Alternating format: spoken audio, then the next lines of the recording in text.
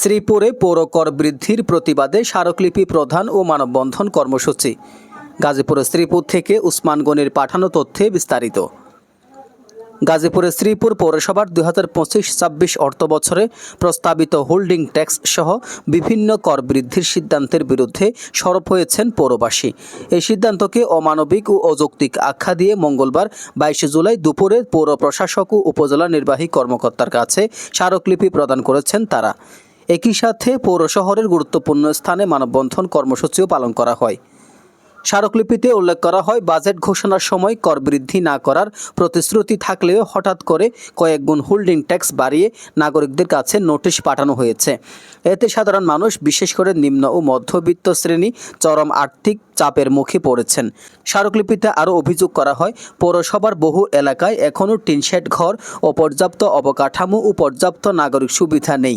এইসব এলাকায় কর বাড়ানো যুক্তিহীন ও জনদুর্ভোগ সৃষ্টি করেছে। একই সাথে 3% আবর্জনা কর এবং 2% সড়কবাতি করকেও অযৌক্তিক দাবি করে তা প্রত্যাহারের দাবি জানান তারা।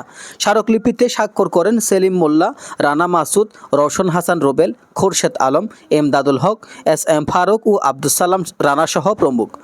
মানববন্ধনে বক্তারা বলেন, কর বৃদ্ধির সিদ্ধান্তে শ্রীপুরের সাধারণ জনগণ ক্ষুব্ধ।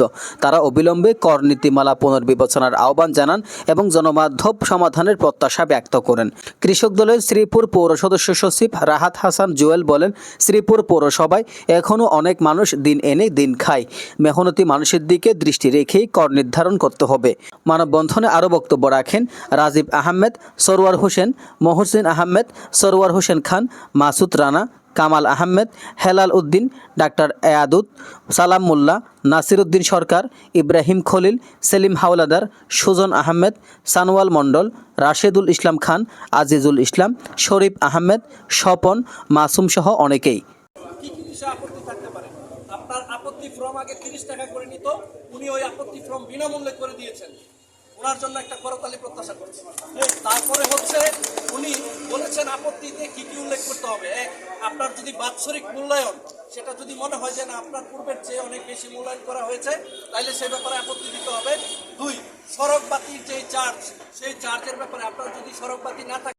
এজান নিজামুদ্দিন, ডেস্ক রিপোর্ট।